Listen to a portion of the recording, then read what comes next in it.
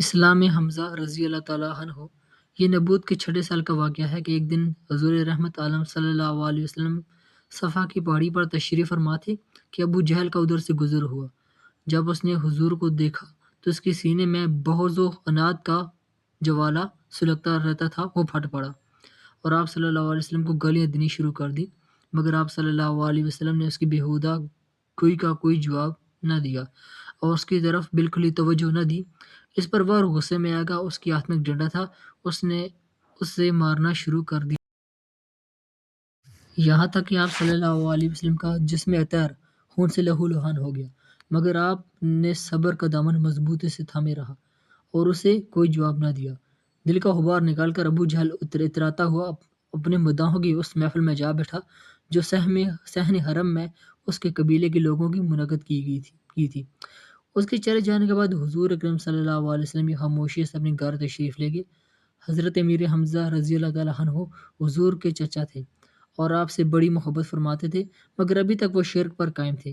ان کا معمول تھا کہ وہ صبح کو تیر و کمان لے کر جنگل کی طرف نکل جاتے اور دن بھر شکار کرتے اور شکار کی تلاش میں مصروف رہتے۔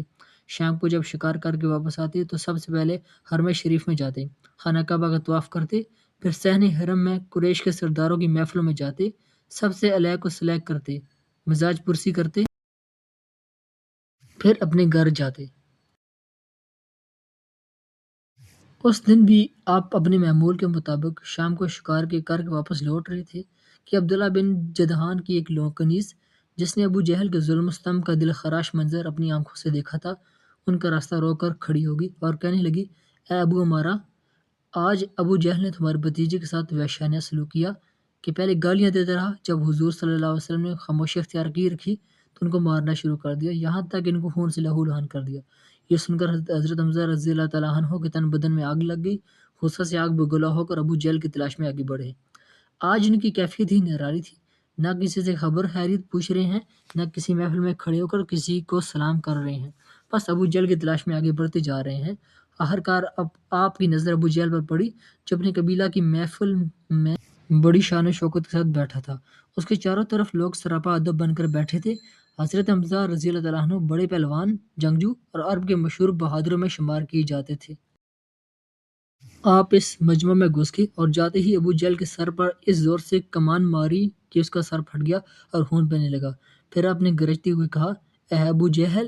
تیری یہ مجال کہ تو نے میرے بھتیجے کو گالیاں دیں، سن، میں نے بھی ان کا دین قبول کر لیا ہے، اگر تجھ میں ہمت ہے تو آ اور مجھ کو روک کر دیکھ۔ ابو جہل کے قبیلے کے لوگ اپنے سردار کی رسوائی دیکھ کر جذبات میں آ گئے اور اٹھ کے حضرت حمزہ رضی اللہ تعالیٰ عنہ سے اس کا بدلہ لیں، مگر ابو جہل بڑا مکار تھا، وہ جانتا تھا کہ حضرت حمزہ رضی اللہ تعالیٰ عنہ کو جیسے شیر دل انسان کا مقابلہ ان لومڑیوں سے نہیں ہو سکے گا، وہاں کئی لوگوں کی جان ضائع ہوگی۔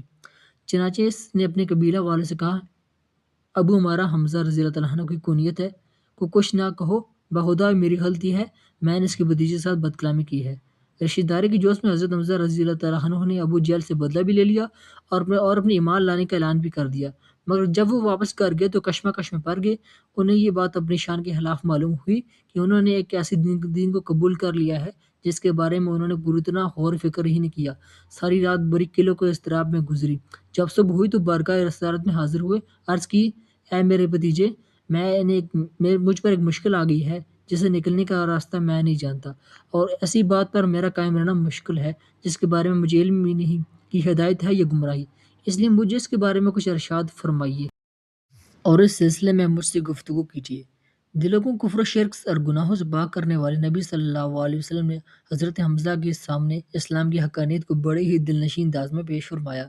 حضرت حمزہ رضی اللہ تعالیٰ عنہ نے اسی وقت سچے دل سے اسلام قبول فرما لیا اور کہا کہ میں دل کی عطا گہرائیوں سے گواہی دیتا ہوں کہ آپ سچے ہیں۔ آپ کے ایمان لانے سے عالم کفر پر ایک رعب طاری ہو گیا اور بے آسرا مسلمانوں کو بڑی طاقت و قوت حاصل ہوئی۔ آپ نے اسلام لانے کی خوشی میں بطور شکر و حمد کے کچھ اشعار کہے جس کا ترجمہ یہ ہے، میں اللہ تعالیٰ کی حمد کرتا ہوں جب اس نے میرے دل کو ہدایت دی اسلام قبول کرنے کی، جو دین حنیف ہے، وہ دین جو رب کریم کی طرف سے آیا ہے، جو عزت والا ہے اور اپنے بندوں کے حالات سے باخبر اور ان کے ساتھ لطف و احسان فرمانے والا ہے۔ والسلام۔